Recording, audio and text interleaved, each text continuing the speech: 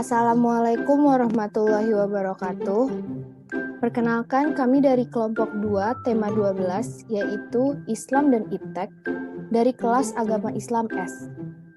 Perkenalkan, nama saya Talisa Kinan Maharani Prayasto dengan NIM 111200144, dan juga teman saya Lucky Sandi A 111200147, serta Warid Afif dengan NIM 1320151.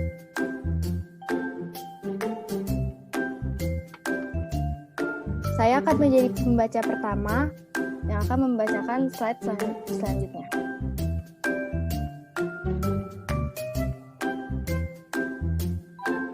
Abstrak. Di zaman sekarang ini, kemajuan tidak bisa dibendung lagi. Dunia semakin maju dan semakin modern. Dengan kemajuan tersebut, ilmu pengetahuan dan teknologi semakin maju dan berkembang, bahkan semakin modern. Perkembangan ilmu pengetahuan dan teknologi merupakan konsekuensi dari konsep ilmu dalam Al-Quran, yang menyatakan bahwa hakikat ilmu itu adalah menemukan sesuatu yang baru bagi masyarakat. Artinya, penemuan sesuatu yang sebelumnya tidak diketahui orang. Dalam Islam, ilmu pengetahuan dan teknologi adalah suatu keharusan dan harus sesuai dengan pandangan Islam. Ilmu pengetahuan dan teknologi tanpa pandangan Islam, maka akan terjadi kekacauan. Ya, lanjut. Umat Islam seluruh dunia saat ini mengalami ketertinggalan dalam persoalan iptek. Padahal untuk kebutuhan kontemporer kehadiran iptek merupakan suatu keharusan. Terlebih-lebih, iptek dapat membantu dan mempermudah manusia dalam memahami kekuasaan Allah SWT. Realitas tersebut sebenarnya tidak akan terjadi jika umat Islam kembali kepada ajaran Islam yang hakiki. Untuk itulah, sudah saatnya umat Islam bangkit untuk mengajar ketertinggalannya dalam hal iptek. Karena sebenarnya dalam sejarah dijelaskan bahwa umat Islam pernah memegang kendali dalam dunia intelektual. Jadi sangat mungkin jika saat ini umat Islam bangkit dan meraih kembali kejayaan Islam tersebut. Akan dilanjutkan kepada Saudara Lucky Sandi.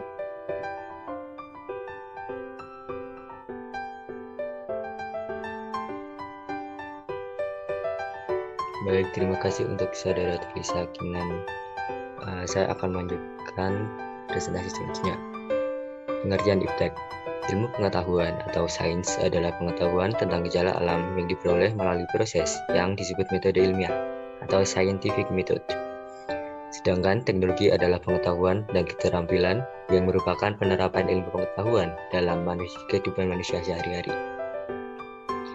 Perkembangan iptek adalah hasil dari segala langkah dan pemikiran untuk memperluas, memperdalam, dan mengembangkan iptek. Adapun tujuan manusia dalam kehidupan ini dapat menjadi banyak sekali, yang kesemuanya itu ditentukan oleh niatnya, sebagaimana yang disebut dengan semua amal itu tergantung pada niatnya. Kedudukan ilmu pengetahuan sendiri sebagai ilmu dasar jelas netral.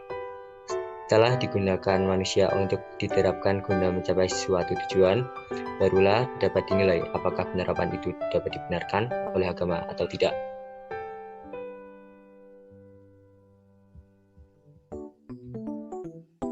Pandangan Islam terhadap iptek. Agama Islam banyak memberikan penegasan mengenai ilmu pengetahuan, baik secara nyata maupun secara tersamar. Seperti yang disebut dalam surat Al-Mujadalah ayat 11 yang artinya sebagai berikut. Allah akan meninggikan orang-orang yang beriman di antaramu dan orang-orang yang diberi ilmu pengetahuan beberapa derajat, dan Allah Maha mengetahui apa yang kamu kerjakan. Orang berilmu pengetahuan berarti menguasai ilmu dan memiliki kemampuan untuk mendapatkan dan menjelaskannya. Untuk mendapatkan ilmu pengetahuan diperlukan antara lain adanya sarana tertentu, yakni yang disebut berpikir. Jelasnya, berpikir pada dasarnya merupakan suatu proses untuk mendapatkan ilmu pengetahuan. Oleh karena itu, apabila di dalam Al-Quran sering-sering disebut dengan kata-kata berpikir atau berpikirlah dan sebagainya, dalam arti langsung maupun dalam arti sindiran, dapat kita artikan juga sebagai perintah untuk mencari atau menguasai ilmu pengetahuan. Dalam Al-Quran dan hadis, sangat banyak ayat yang menerangkan hubungan tentang ajaran Islam dengan ilmu pengetahuan serta permanfaatannya yang kita sebut iptek. Hubungan tersebut dapat berbentuk semacam perintah yang mewajibkan, menyuruh mempelajari, Pernyataan-pernyataan, bahkan ada yang berbentuk sindiran, semuanya menggambarkan betapa eratnya hubungan antara Islam dan iptek sebagai hal yang tidak dapat dipisahkan satu dengan yang lainnya. Dalam pandangan Islam, iptek juga digambarkan sebagai cara mengubah sesuatu sumber daya menjadi sumber daya lain yang lebih tinggi nilainya. Seperti dalam surat Ar-Rod ayat 11, yaitu sesungguhnya Allah tidak akan merubah keadaan suatu kaum sehingga mereka mengubah keadaan yang ada pada diri mereka sendiri. Untuk yang selanjutnya saya serahkan kepada saudara Warid Afif.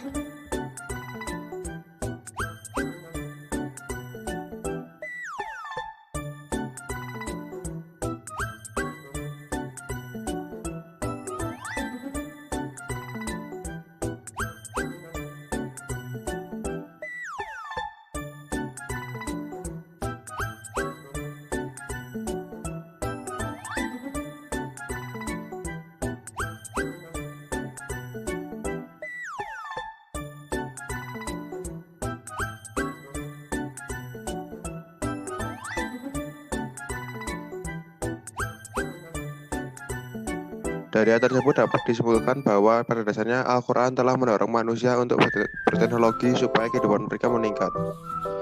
Upaya ini harus merupakan rasa syukur atas keberhasilan dalam merubah nasibnya.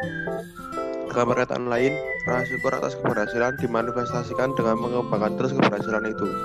Sehingga dari waktu ke waktu, keberhasilan itu akan selalu meningkat terus. Di dalam Al-Quran disebutkan juga secara garis besar tentang teknologi, yaitu tentang kejadian alam semesta dan berbagai proses kealaman lainnya, tentang penciptaan makhluk hidup, termasuk manusia yang didorong hasrat ingin tahunya, dipacu akalnya untuk menyelidiki segala apa yang ada di sekelilingnya. Meskipun Al-Quran bukan buku kosmologi atau biologi atau sains pada umumnya, namun Al-Quran jauh sekali dalam membicarakan teknologi. Sebelum kita mempelajari teknologi, alangkah baiknya terlebih dahulu dibekali dengan ilmu tahu, tidak tahu keesaan Allah. Sehingga nantinya semakin menguasai ilmu pengetahuan dan teknologi akan bertambah pula imannya kepada Allah Subhanahu wa Ta'ala.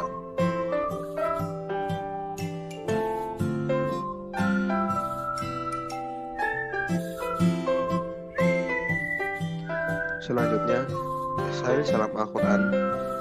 Setelah membahas teks dalam Islam secara global, di sini akan dipaparkan beberapa fakta ilmiah dalam Al-Quran. Al-Quran merupakan satu-satunya mukjizat yang tak akan dimakan zaman. Al-Quran ini bersifat universal untuk seluruh umat manusia. Al-Quran berisi informasi tentang fakta-fakta ilmiah yang amat sesuai dengan penemuan manusia, yang diantaranya adalah sebagai berikut. Yang pertama, bahwa seluruh kehidupan berasal dari air dalam Quran surat Al-Anbiya, yang berarti, dan apakah orang-orang yang kafir tidak mengetahui bahwasanya langit dan bumi itu keduanya dahulu adalah sesuatu yang padu, kemudian kami pisahkan antara keduanya, dan dari air kami jadikan segala sesuatu yang hidup, maka mengapakah mereka tiada juga beriman? Yang kedua, bahwa alam semesta terbentuk dari gumpalan gas. Di dalam Al-Quran disebut dengan adukan. Quran surat Al-Fussilat, yang artinya kemudian dia menuju kepada ciptaan langit, dan langit itu masih merupakan asap.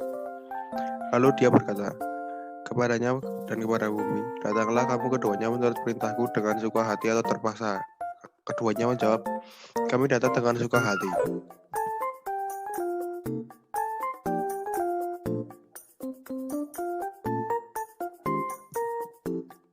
Dari beragam uraian di atas, bahwasanya kita dapat melihat sendiri bagaimana pandangan Islam terhadap iptek. Dalam pedoman utamanya, Al-Quran, banyak disebutkan sesuatu hal yang berkaitan dengan iptek. Hal ini menunjukkan bahwa Islam sangat erat sekali dengan iptek. Jadi perkembangan ilmu pengetahuan dan teknologi ini merupakan wujud dari implikasi Al-Quran yang sebenarnya. Banyak seruan-seruan dalamnya yang menganjurkan manusia untuk berpikir dan mengembangkan potensinya dalam pengetahuan. Namun satu hal yang sangat disayangkan, umat muslim masih sangat rendah dalam bidang iptek, sehingga ketinggalan perkembangan dengan orang-orang non-muslim. Semoga dengan ini umat Islam sadar dan mau mengembangkan pengetahuannya dalam berbagai hal. sehingga menjadi umat yang berkualitas dengan adanya ketakwaan dan pengetahuan yang tinggi. Dengan demikian, kita dapat menarik kesimpulan sebagai berikut. Yang pertama, ilmu pengetahuan dan teknologi atau iptek adalah keilmuan yang tinggi yang dimiliki seorang dan mampu menjadi alat untuk menyelesaikan masalah. Yang kedua, pandangan Islam terhadap iptek adalah iptek merupakan satu hal yang tidak bisa ditinggalkan oleh seseorang. Karena pentingnya iptek, maka hal tersebut sering disebut dalam Al-Quran dalam arti Islam sangat mengajarkan perkembangan iptek.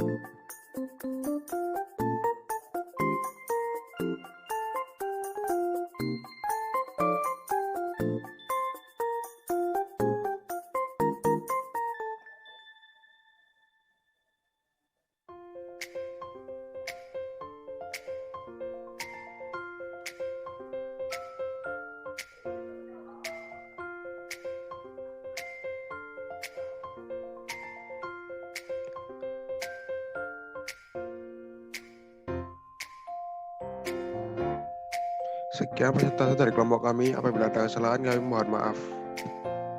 Wassalamualaikum warahmatullahi wabarakatuh.